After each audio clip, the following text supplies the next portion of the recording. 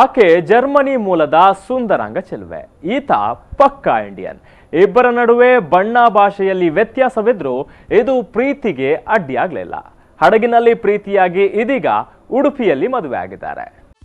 ಇಲ್ಲಿ ಸಪ್ತಪದಿ ತುಳಿದು ಮದುವೆಯಾಗುತ್ತಿರುವವರು ಬೇರೆ ಬೇರೆ ದೇಶದವರು. ಆದರೆ ಪ್ರೀತಿಗೆ ಇದೆಲ್ಲ ಅಡ್ಡಿಯಾಗಲಿಲ್ಲ. ಈಕೆ ರೆಬೆಕಾ ಮರಿಯಾ ಜರ್ಮನಿ ಮೂಲದವಳು. ಜರ್ಮನಿಯಲ್ಲಿ ಆರ್ಟ್ ಗ್ಯಾಲರಿಯಲ್ಲಿ ಉದ್ಯೋಗಿ. ಈತ ಭರತ್ ಕುಮಾರ್ ಪಕ್ಕಾ ಭಾರತೀಯ ಐಡಾ ಕಂಪನಿ ಬೆಲ್ಲ ಹಡಗಿನಲ್ಲಿ ಫುಡ್ ಅಂಡ್ ಬ್ಯಾವರೇಜ್ ವಿಭಾಗದಲ್ಲಿ ಉದ್ಯೋಗಿ. ಹಡಗಿನಲ್ಲೇ ಇವರಿಬ್ಬರ ನಡುವೆ ಮೊದಲ ಭೇಟಿಯಾಗಿದೆ. ಮಾತ್ರವಲ್ಲ, 3 ವರ್ಷಗಳ ಕಾಲ ಪ್ರೀತಿಸಿರುವ ಜೋಡಿ ಮದುವೆಯಾಗಿ ಜೋಡಿ ಹಕ್ಕಿಗಳಾಗಿ ಮುಂದುವರಿಯುವ ಇಚ್ಛೆಯಿಂದ ಉಡುಪಿಯ ಶಾಮಿಲಿ ಸಭಾಂಗಣದಲ್ಲಿ ಹಿಂದೂ ಸಂಪ್ರದಾಯದಂತೆ ಮದುವೆಯಾಗಿದ್ದಾರೆ.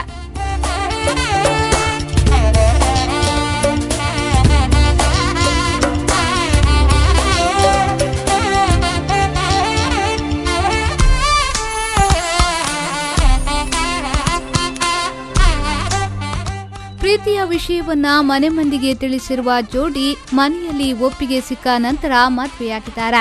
2 ವರ್ಷಗಳ ಹಿಂದೆ ರೆಬೆಕಾ ಉಡುಪಿಯ ಪಡುಬಿದ್ರಿಯಲ್ಲಿರುವ ಭರತ್ ಮನೆಗೆ ಬಂದಿದ್ದು, ಅಲ್ಲಿ ಪ್ರೀತಿಯ ವಿಷಯ ಪ್ರಸ್ತಾಪವಾಗಿದೆ. ವರ್ಷಗಳ ಹಿಂದೆ ಎಂಗೇಜ್ಮೆಂಟ್ ನಡೆದಿದ್ದು, ಇದೀಗ ಭಾರತೀಯ ಸಂಸ್ಕೃತಿಯಂತೆ ಮದುವೆ ಸಮಾರಂಭ ಕೂಡ ನಡೆದಿದೆ.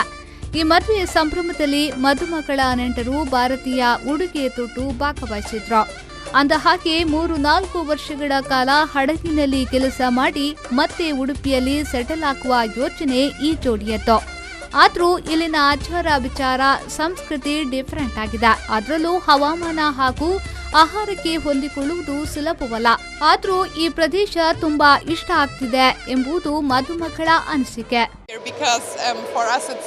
Completely different than to a German wedding, so everything is very exciting and all the traditions you have and the colors, it's very nice for us to be here. The weather, it's very, very hot and we're sweating a lot, but we're getting used to it as you have perfect fans and stuff like that. Sorry? The food, spicy.